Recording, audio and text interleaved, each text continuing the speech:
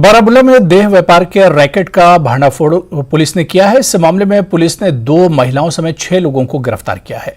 Police ने इस मामले में अवैध तस्करी रोकथाम अधिनियम की धाराओं के तहत मामला दर्ज किया है और पुलिस अब पूरे मामले की जांच पड़ताल में जुट गई है।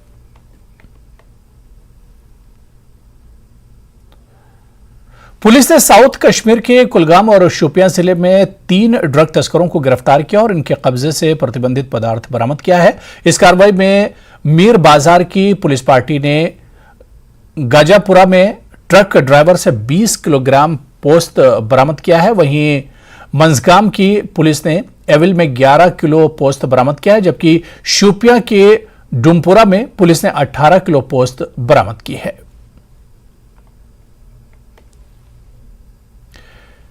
एडीजीपी कश्मीर विजय कुमार ने आज शोपियां और पुलवामा जिलों का दौरा किया। इस दौरान उन्होंने डीआईजी पुलिस, दोनों एसएसपी, सीआरपीएफ के तीनों सीओ और अन्य अधिकारियों के साथ बैठक की। इस बैठक में आतंकवाद विरोधी अभियान की समीक्षा की गई। साथ ही एडीजीपी ने आतंकवाद के खात्मे के लिए अधिकारियों को निर्देश दिए। साथ ही आतंकवादियों का सफाया सुनिश्चित करने के लिए विशेष मैकेनिज्म का इस्तेमाल करने की बात कही।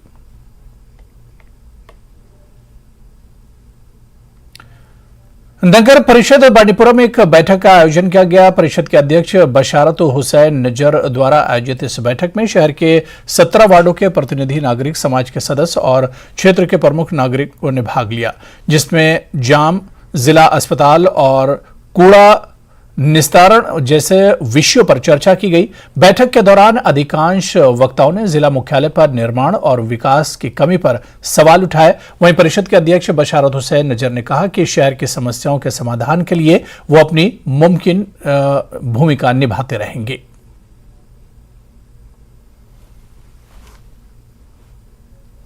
है उस पर भी बात हुई है और मैंने लोगों को यह आश्वासन दिया है कि विद इन नो टाइम हम वार्डों का विजिट करेंगे और जो प्रोजेक्ट वार्डों के पेंडिंग हैं, जो डेवलपमेंटल काम पेंडिंग है, उनको आपकी मर्जी के बगैर नहीं करेंगे और आपकी सहमत के साथ ही वार्डों में जो भी काम होगा वो आपको साथ दे के चलेंगे। और जम्मू कश्मीर से इस वक्त बड़ी खबर आ रही है। जम्मू कश्मीर में चुनाव से जुड़े मामले पर बड़ी खबर। जल्द चुनाव की मांग वाली याचिका पर होगी सुनवाई। कल याचिका पर सुनवाई करेगा सुप्रीम कोर्ट। पूर्व मंत्री और एडवोकेट हर्षदेव सिंह की याचिका पर सुप्रीम कोर्ट सुनवाई करेगा। जल्द चुनाव की मांग वाली याचिका पर सुप्रीम कोर्ट में कल सुनवाई होगी। तो इस याचिका पर सुप्रीम कोर्ट कल सुनवाई करेगा।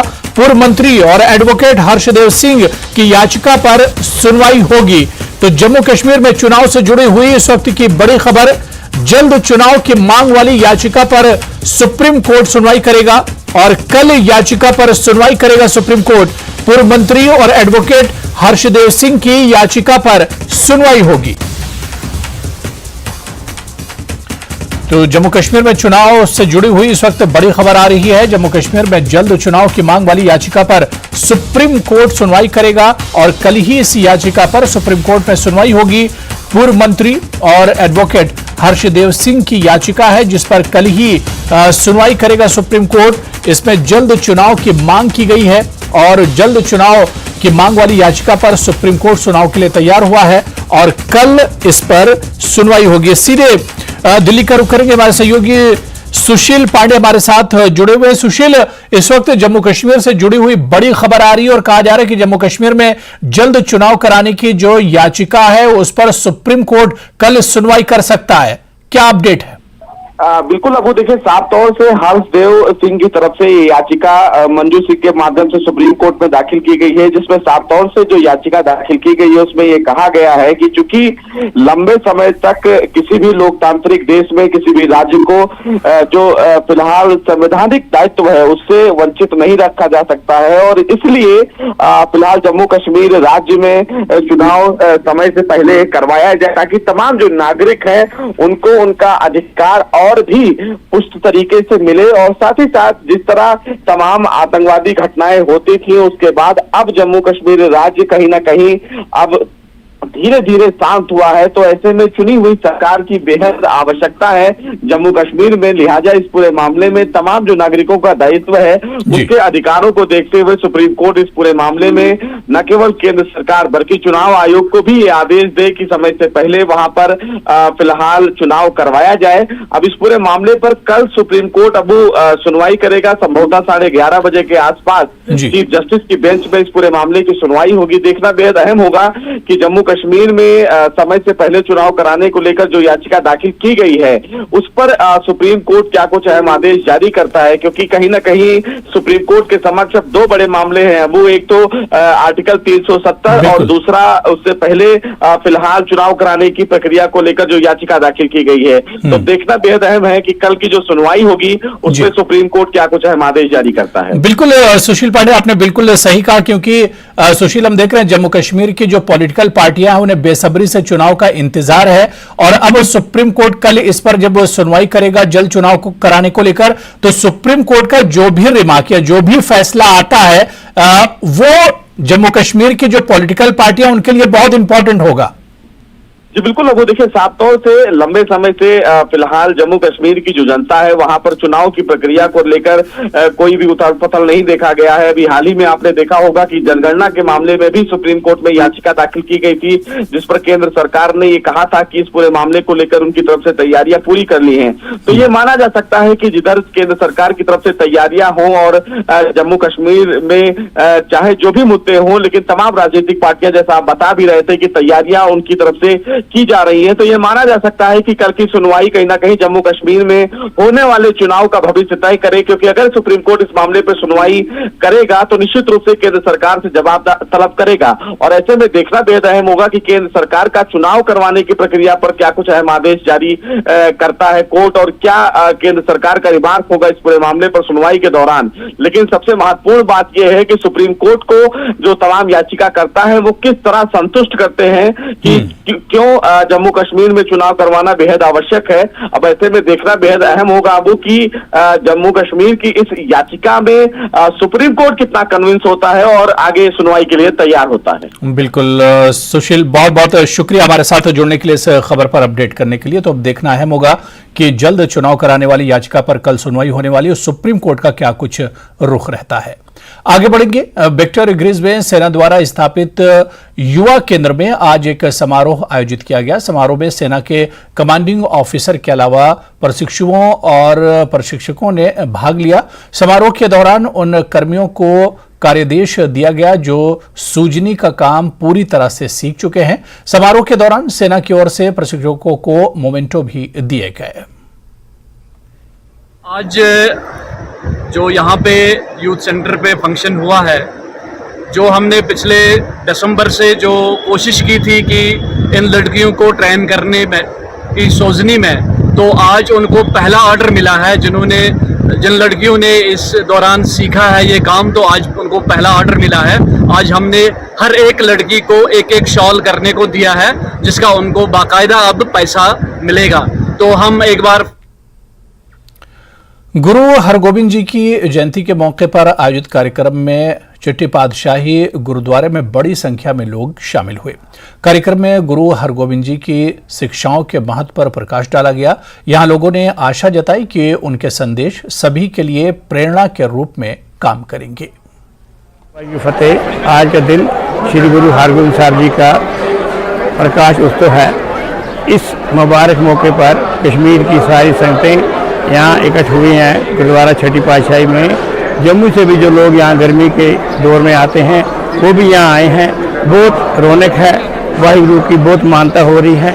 हर कोई अपने अरमान लेके आया है जो गुरु महाराज के चरणों में रख के अपने आत्मा को शुद्ध करना चाहता है। आज का दिन बहुत ज़्यादा सिग्निफिकेंस रखता है सिख धर्म में, because today is the Prakash Purab of our 6th Guru, that is गुरु हरगोबिंद पातशाह जी।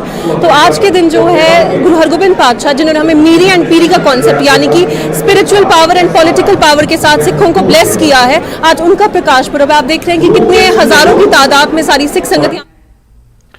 नेपाल में आयोजित third mount Everest international music and dance championship में सांबा की प्रणीत कौर ने एक्टिंग में गोल्ड मेडल जीता है। प्रणीत कौर ने इस चैंपियनशिप में डांस और एक्टिंग प्रतियोगिताओं में भाग लिया था, जिससे प्रणीत कौर ने एक्टिंग में झांसी के रानी का रोल अदा किया और गोल्ड मेडल जीता। वहीं डांस में सिल्वर मेडल पर कब्जा जमाया।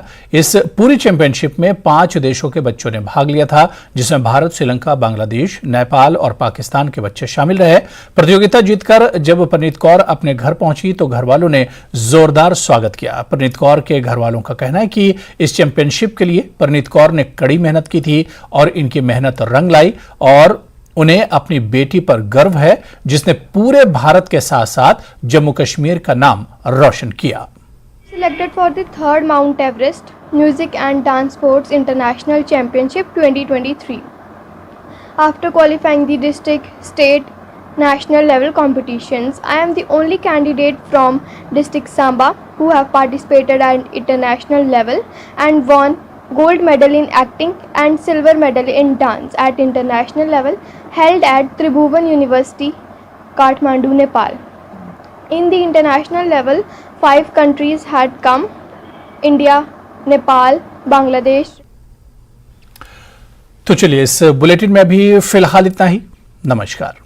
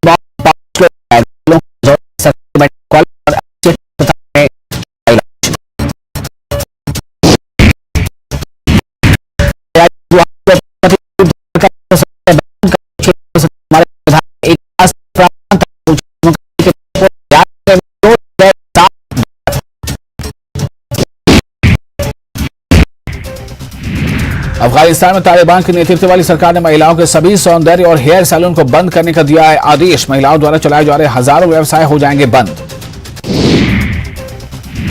पाकिस्तान में बड़े शहरों में लोड शेडिंग, बिजली वितरण कंपनियां ले रही लोड शेडिंग का सहारा। कराची, लाहौर, पेशावर और क्वेटा अंधेरे में डूबे। सीएम के कांगड़ा दौरे में बारिश ने डाला खलल। नेटवर्क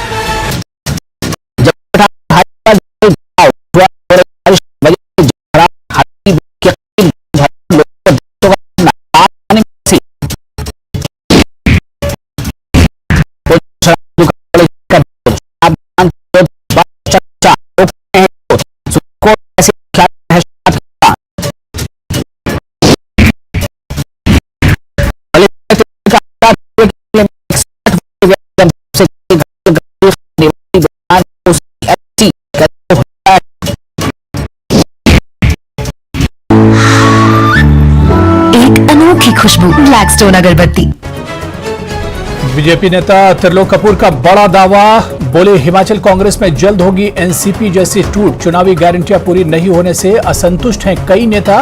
हिमाचल कांग्रेस से भी सामने आएंगे अजीत पवार और प्रफुल्ल पटेल। बारिश के चलते रद्द हुआ सीएम सुक्खू का शाहपुर दौरा, चंडीगढ़ से नहीं भर सके उड़ान। सेब की पेटी से 24 किलो की सीलिंग हटाने पर आज भी नहीं हो सका कोई फैसला। सचिवालय में हुई बैठक में बागवानों से जुड़े दूसरे मुद्दों पर हुई चर्चा। शिमला में सचिवालय के बाहर देवभूमि क्षत्रिय संगठन के कार्यकर्ताओं का प्रदर्शन। भीम आर्मी के यूपी प्रदेश अध्यक्ष की गिरफ्तारी की मांग। क्षत्रिय समाज के खिलाफ आपत्तिजनक टिप्पणी का आरोप। नालागढ़ के बद्दी इलाके से झाड़माजरी में शराब दुकान के विरोध में उतरे लोग। रिहायशी इलाके में खुली शराब की दुकान से महिलाओं का आना जाना हुआ मुश्किल।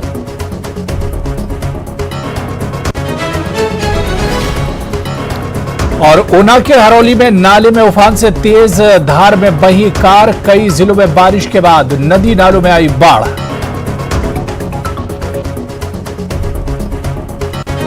प्रेजेंटेड बाय एक अनोखी खुशबू ब्लैकस्टोन अगरबत्ती।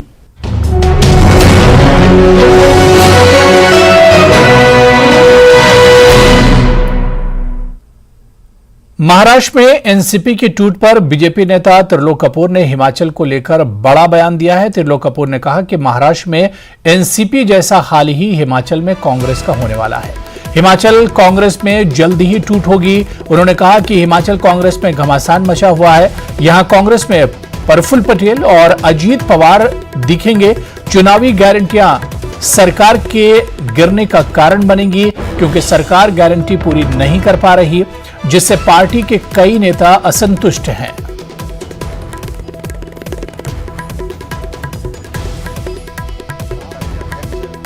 और वो दिन दूर नहीं होंगे, इस हिमाचल प्रदेश में भी इनके अपने कारनामों के कारण बड़ी जल्दी इस प्रदेश में प्रफुल्ल पटेल और अजीत पवार जैसे लोग आप देखेंगे। ये मैं आज आपके माध्यम से कहना चाहता हूँ। और मित्रों, ऐसी झूठी गारंटियों के सारे जो ये कांग्रेस के लोग सत्ता में आए हैं, मैं आज आपके चैनल के माध्यम से स्पष्ट करना चाहता हूं कि उन्हीं ही झूठी गारंटियों के सहारे इस सरकार का पतन होगा, ज्यादा इंतजार नहीं होगा। उधर नेता प्रतिपक्ष जयराम ठाकुर ने भी कांग्रेस पर बड़ा हमला बोला। मंडी के सराज इलाके के धरोटधार में जनसभा को संबोधित करते हुए जयराम ठाकुर ने कांग्रेस की नीति और नीयत पर सवाल उठाए। ठाकुर ने कहा कि कांग्रेस खुद को कुछ करती नहीं और दूसरी पार्टियां जब अच्छा काम करती हैं तो उसकी आलोचना करती है। जयराम ठाकुर ने कहा कि जब जनधन योजना की शुरुआत की गई तो कांग्रेस उसका मजाक उड़ा रही थी, जबकि आज 48 करोड़ लोगों के जनधन खाते में 2 लाख करोड़ से ज्यादा की राशि जमा है, जिन्होंने कार्यकर्ताओं से लोकसभा चुनाव के लिए जमीन पर जुट जाने की भी अपील की। जनधन खातों की संख्या 48.5 करोड़ के लगभग जो है पूरे देश भर में, जिसमें 2 लाख करोड़ रुपए जमा है। नहीं तो कांग्रेस के लोग उस वक्त मजाक बनाते थे जब जनधन खाता खोलने की बात कही गई। जो राजीव गांधी कहा करते थे, अगर 100 रुपए काम के लिए भेजता हूं, जहां उसको पहुंचना होता तो 15 पैसे पहुंचते हैं। आज नरेंद्र भाई मोदी जी अगर 100 रुपए भेजते हैं, किसी काम के लिए भेजते हैं, किसी व्यक्ति के लिए, किसी लाभार्थी के लिए भेजते हैं, तो 100 रुपए ही खाते में पहुंचते हैं, क्योंकि खाता जनधन का खोला गया। वहीं पूर्व मंत्री बिक्रम ठाकुर ने भी कांग्रेस पर चुनावी वादों को लेकर हमला बोला। बिक्रम ठाकुर ने कहा कि कांग्रेस ने चुनाव में वादा किया था कि 5 लाख बेरोजगारों को नौकरी दी जाएगी, हर साल 1 लाख नौकरियां मिलेंगी, लेकिन अब तक एक भी बेरोजगार को नौकरी नहीं मिली है, जो लोगों के साथ धोखा है। हिमाचल प्रदेश में कांग्रेस ने अपनी सरकार लाने के लिए माननीय मुख्यमंत्री जी ने, और जिस प्रकार से उनके मंत्री झूठे बयानबाजी कर रहे हैं और बिल्कुल तथ्यों से हटकर कर रहे हैं, ये बड़ा दुखदायी विषय है। हाल ही में जब एक सरकार आई है, गारंटियों का नाम लेके लोगों से झूठ बोल के, और ये कहा गया कि एक ही 5 वर्षों के अंदर 5 लाख नौकरियां दी जाएंगी। मैं इस सरकार से ये पूछना चाहता हूं कि पिछले 6-7 महीनों के अंदर मुझे नहीं लगता कि एक नौकरी भी इन लोगों ने दी हो। ये जो बोला है इन्होंने, उन सब तथ्यों से विपरीत के सरकार काम कर रही है। आज आउटसोर्स में लगे हुए कर्मचारियों को निकाला जा रहा है। जिन कर्मचारियों ने कोरोना काल में अपनी सेवाएं दी, अपनी जान हथेली पे रख के काम किया, उनको भी नौकरी से निकाला जा रहा है। बारिश के चलते सीएम सुक्खू के शाहपुर और पालमपुर दौरे पर पानी फिर गया। सीएम को चंडीगढ़ से हेलीकॉप्टर से शाहपुर आना था, लेकिन बारिश के चलते हेलीकॉप्टर उड़ान नहीं भर पाया। हालांकि सीएम ने दोनों जगहों पर वर्चुअली जनसभा को संबोधित किया। मंत्री चंद्र कुमार कार्यक्रम में पहुंचे हुए थे, जिन्होंने यहां एक बार फिर यह दोहराया कि चंडीगढ़ पर हिमाचल का 7.19% हक है, जिसे हम लेकर रहेंगे।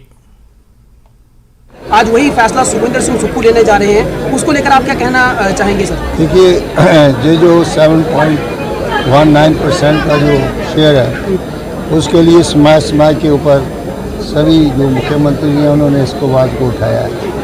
लेकिन व्यापक तौर से जो है वो बीच में ये मसला जो है वो अड़ गया, क्योंकि पंजाब में उग्रवाद था। उस वक्त सेंट्रल सरकार से जो है वो हमारे मसले हल हो सकते थे, लेकिन उस वक्त हालात तो अच्छे नहीं थे। तो अब हमने इसको उठाया इसलिए है कि जो रीऑर्गेनाइजेशन एक्ट के तहत जो उस वक्त के जो हमारे सिस्टर स्टेट्स को जो भी बेनिफिट्स देने हैं उसको हमें देना चाहिए। इसलिए हम जो है वो सुप्रीम कोर्ट में गए हैं और कई हीयरिंग जो है वो सुप्रीम कोर्ट में हो गई है। अब दूसरी हीयरिंग जो है बड़ी जल्दी आने वाली है, उसमें कुछ स्टेटें एग्री कर गई हैं, जैसे हरियाणा है, दिल्ली है, DDMD है, वो अपना हिस्सा देने को तैयार हैं कि जो हमारा शेयर बनेगा हम देंगे। पंजाब को भी इसमें जो है वो देना पड़ेगा, क्योंकि रीऑर्गेनाइजेशन एक्ट में जो हमारी पॉपुलेशन है, हमारा एरिया है, उसके हिसाब से हमारा 7.19% हिस्सा बनता है। और इसको हम राजनीतिक तौर पर डिप्लोमेटिक तरीके से भी और हम सुप्रीम कोर्ट में भी इसका केस देंगे। विधानसभा अध्यक्ष कुलदीप पठानिया ने चंबा में अधिकारियों के साथ बैठक कर मिंजर मेले की तैयारियों का जायजा लिया। चंबा में हर साल आयोजित होने वाला ऐतिहासिक मेला 23 जुलाई से शुरू होगा और 30 जुलाई को मेले का समापन होगा। चौगान मैदान में आयोजित होने वाले मेले में इस बार देश विदेश से कई बड़े कलाकार परफॉर्म करेंगे। विधानसभा अध्यक्ष ने अधिकारियों के हर तैयारी समय पर पूरी करने के निर्देश दिए। वो मिंजर जो होने वाली है अब 23 को, उस दृष्टि से उन कमेटियों ने क्या क्या काम जो है, जो दायित्व उनको सौंपे गए थे, जिम्मेवारियां सौंपी गई थी, उसमें क्या क्या किया। तो मुझे बहुत अच्छा लगा आज कि बड़ी सतर्कता के साथ, शिद्दत के साथ हमारे प्रशासन के सारे अधिकारी, अध्यक्ष जैसे मैंने कहा जिलाधीश महोदय हैं, इनके तत्वाधीन जो कमेटियां बनी हैं सारी, वो सारी कमेटियों को हमने रिव्यू किया, जिसमें नगर परिषद के चेयरमैन भी आज की इस मीटिंग में उपस्थित थे। और ऐसा लगा मुझे कि कमेटियां जो है बड़ी संजीदगी के साथ इस मिंजर मेले को संपन्न करने में, मनाने में अपना सहयोग दे रही हैं। बच्चों में आर्थिक मामलों की समझ विकसित करना भी जरूरी है। इसी मकसद से भारतीय रिजर्व बैंक की तरफ से शिमला में वित्तीय साक्षरता पर अखिल भारतीय प्रश्नोत्तरी प्रतियोगिता का आयोजन किया गया। क्विज कंपटीशन में कई स्कूल के छात्रों ने हिस्सा लिया। इस कार्यक्रम में राज्यपाल शिव प्रताप शुक्ल बतौर मुख्य अतिथि शामिल हुए। शिक्षा मंत्री रोहित ठाकुर और RBI शिमला के क्षेत्रीय प्रबंधक रविंदर सिंह अमर भी विशेष तौर पर मौजूद थे, जिन्होंने कहा कि ऐसे आयोजनों से बच्चों की समझ और ज्यादा विकसित होती है। और इसके उपरांत आपके जोनल लेवल पे इसके टूर्नामेंट होंगे, क्विज टूर्नामेंट होंगे और फाइनली फिर पूरे ऑल इंडिया लेवल पे भी सेमेस्टर्स को ऑर्गेनाइज किया जाएगा। और जो मुख्य उद्देश्य आपका जो RBI का है, वो एक बाल अवस्था से स्टूडेंट लाइफ से एक फाइनेंशियल प्रूडेंस हमारे बच्चों में आए, स्टूडेंट्स में आए, ताकि उसका लाभ जहां व्यक्तिगत रूप पे उस व्यक्ति को होगा, साथ ही साथ सोसाइटी में भी वो कंट्रीब्यूट बेहतर तरीके से कर पाएगा। उस सोच के साथ ये RBI ने बहुत ही अच्छा, मैं समझता हूं, एक माध्यम निकाला है। इसलिए हमने ब्लॉक लेवल से पूरे हिंदुस्तान में हर एक ब्लॉक में क्विज प्रतियोगिता हुई है। उसमें बच्चे जो जिन्होंने पार्टिसिपेट किया और उसके बाद वो डिस्ट्रिक्ट लेवल पे आए और डिस्ट्रिक्ट लेवल पे भी क्विज कंपटीशन हुआ। डिस्ट्रिक्ट लेवल में जो बच्चे जीते, उन बच्चों को हम लोगों ने फिर शिमला में 12 की 12 टीम्स को बुलाया था। कल उनका एक प्रिलिमिनरी कंपटीशन हम लोगों ने रिजर्व बैंक में किया, जिसके बेसिस पे हमने ये 6 टीम्स का चुनाव किया, जो कि आज इस प्रतियोगिता में भाग ले रही हैं। विधायक रवि ठाकुर ने अपने विधानसभा क्षेत्र लाहौल स्पीति को करोड़ों की योजनाओं की सौगात दी। विधायक ने लाहौल के विहाली में 48,97,000 रुपये की पेयजल योजना का शिलान्यास किया। वहीं त्रिलोकनाथ में कैफेटेरिया और पार्किंग का शिलान्यास किया गया, जिससे इसके निर्माण पर 1,52,00,000 रुपये खर्च होंगे। इसके अलावा ग्राम पंचायत किशोरी के पीमल गांव में 49,91,000 की लागत से बनने वाली पेयजल योजना का शिलान्यास किया।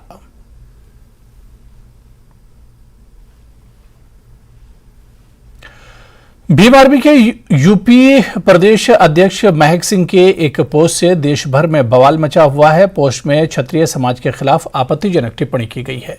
इसके विरोध में शिमला में सचिवालय के पास जोरदार प्रदर्शन हुआ। शिमला में द्विभूमि क्षत्रिय संगठन की तरफ से विरोध प्रदर्शन किया गया। संगठन की तरफ से सख्त कार्रवाई और महक सिंह की गिरफ्तारी की मांग की जा रही है। क्षत्रिय संगठन का कहना है कि सवर्ण जातियों का अपमान आम बात हो गई है, क्योंकि दलितों को लेकर एट्रोसिटी कानून है और हमारे लिए कुछ भी नहीं। काफी देर पर प्रदर्शन के बाद मंत्री हर्षवर्धन चौहान भी मौके पर पहुंचे, जिन्होंने प्रदर्शनकारियों ने ज्ञापन सौंपा और सख्त कार्रवाई की मांग की। आज हम लोग शिमला है, जिस प्रकार से अभी सहारनपुर से जो वीडियोस जारी हुई और उसके बाद एक वीडियो जारी हो रही है जिसमें क्षत्रिय समाज को सरेआम गालियां दी जा रही है, हमारी माँ बहनों को गालियां दी जा रही है, हमारे पूर्वजों पुरखों को गालियां दी जा रही है।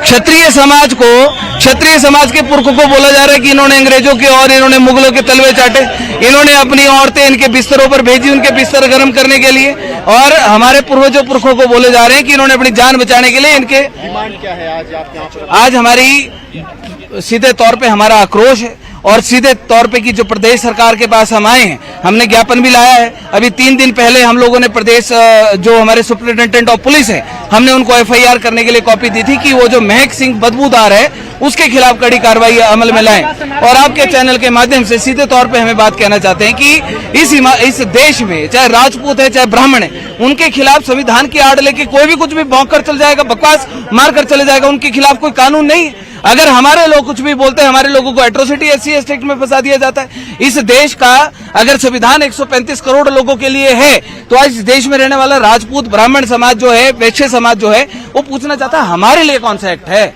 हमारे लिए कौन सा कानून है कि अगर हमारे खिलाफ कोई अपशब्दों का प्रयोग करेगा तो पुलिस प्रशासन या सरकार उसके खिलाफ क्या कड़ी कार्रवाई अमल में लाएगी। अगर कोई अपर कास्ट का आदमी अगर इस प्रकार की बात करता है तो सरकारें तो उनके घर में पहुंच जाती है। इनको मैंने मेमोरेंडम लिया है और कुछ अभद्र टिप्पणियां जो राजपूत समाज के प्रति यूपी के कुछ लोगों ने की है उसके प्रति इनका रोष है। तो मैंने इनको आश्वासन दिया है कि भाई वे मेमोरेंडम में इन्होंने मुख्यमंत्री को जो दिया और मैंने कहा है कि मुख्यमंत्री जी को इससे अवगत करा दिया जाएगा और जो भी कानून के तहत कार्रवाई हो सकती होगी वो सरकार करेगी। और मैंने इनसे निवेदन भी किया और इनको समझाने की कोशिश भी की है कि प्रदेश से बाहर के कुछ लोग जो आपस में एक दूसरे के प्रति टिप्पणियां करते हैं उस पर आप ज़्यादा ध्यान ना दें, क्योंकि बाहर के लोग हिमाचल प्रदेश की जो शांति है उसको भंग करना चाहते हैं। मैंने इनको समझाया और मैं कहा हिमाचल में हम सब लोग प्यार से बहुत लंबे अरसे से रह रहे हैं, यहाँ पे कोई जाति के आधार पे, धर्म के आधार पे, क्षेत्र के आधार पे बातें नहीं होती है। और यहाँ पर रुकेंगे फिलहाल छोटे से ब्रेक के लिए।